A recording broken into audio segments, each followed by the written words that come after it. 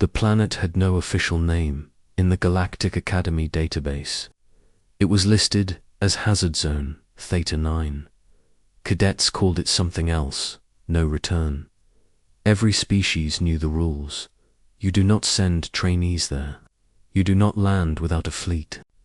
You do not expect survivors. The atmosphere was corrosive. The gravity was unstable. The biosphere was hostile by design. Predators hunted in packs. Plants bled toxins. Water dissolved metal. Even veteran Marines avoided it, which was why the assignment caused outrage.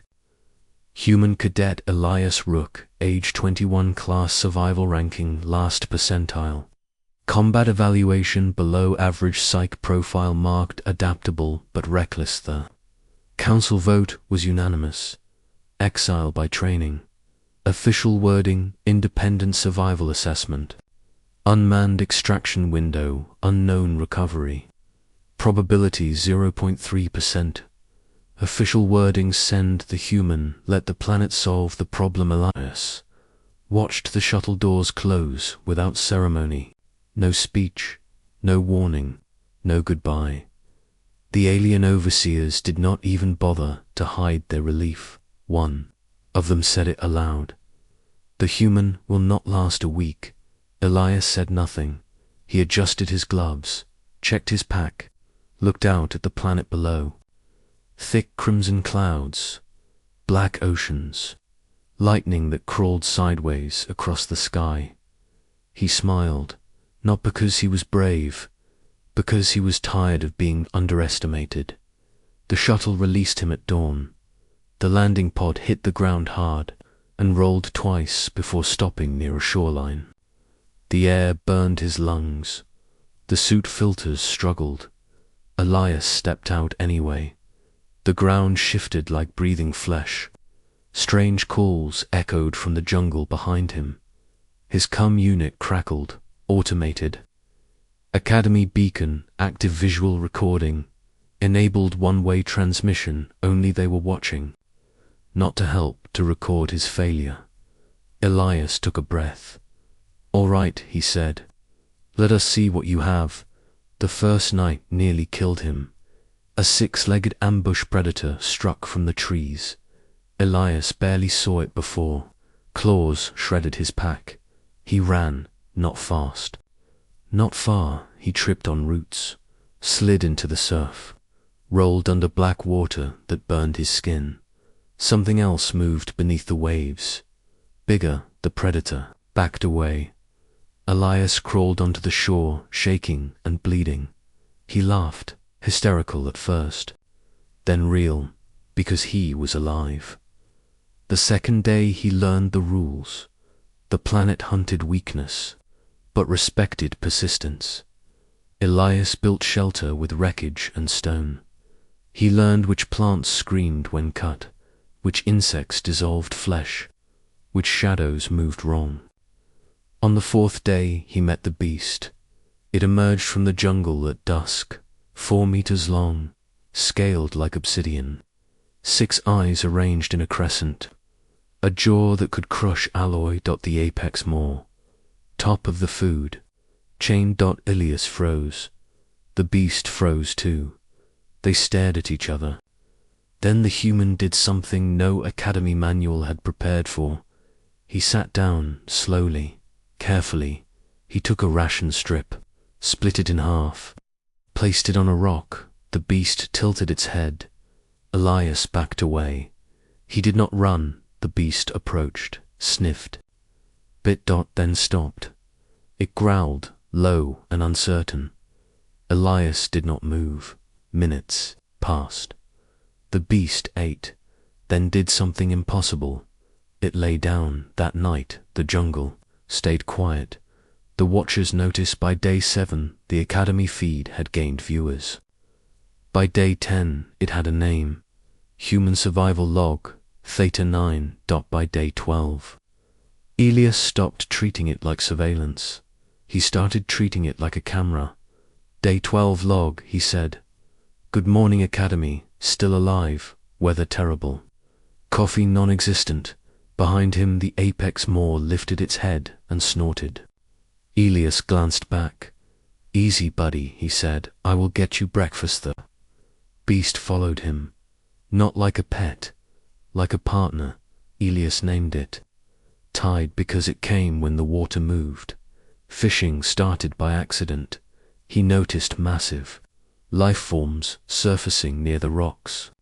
Armored, slow, full of energy, he fashioned a spear, carved a line from jungle fiber, used a piece of metal as a hook. The first catch nearly pulled him into the sea. Tide intervened, clamped its jaws around the creature and dragged it ashore. Elias stared, then laughed. "You like fishing, Huther?" Second log changed. Everything. Elias set the camera on a rock. He stood barefoot at the shoreline. "All right," he said. "People keep asking how I eat, so today we fish." Tide waded into the surf. Waves crashed against its armored hide. Elias cast the line. Waited. Something bit. The line went taut. Elias leaned back, laughing. "Yes, yes, yes, yes." Tide lunged. Water exploded. The creature came ashore, thrashing. Elias whooped. "Ladies and gentlemen," he said.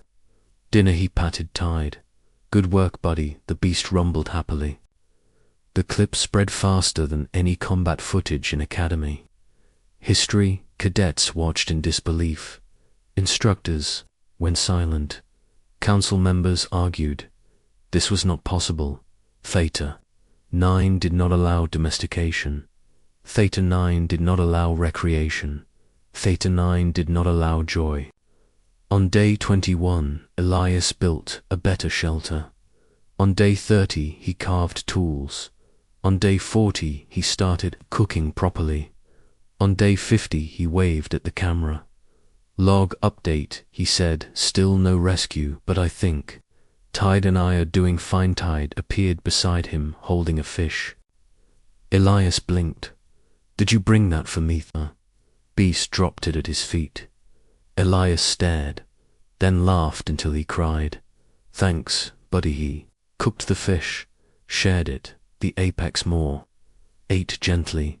The Academy feed exploded. Beast trainers watched in shock. Biologists screamed about impossible bonding. Commentators coined a term, human effect. On day 70, the council panicked. They had not planned for survival. They had planned for a lesson. A reminder that humans were expendable. Instead, they had a hero. Worse, they had proof. Theta 9 was not unbeatable. It simply required stubbornness. On day 100, Elias upgraded the camera, salvaged tech, better angle, clear audio. "All right," he said. "Today is a special episode because some of you asked if Tide is dangerous." Tide yawned. Its jaws snapped shut with thunder. Elias leaned against its side. "He snores," he said. "That is the most dangerous thing about him." The clip reached civilian networks.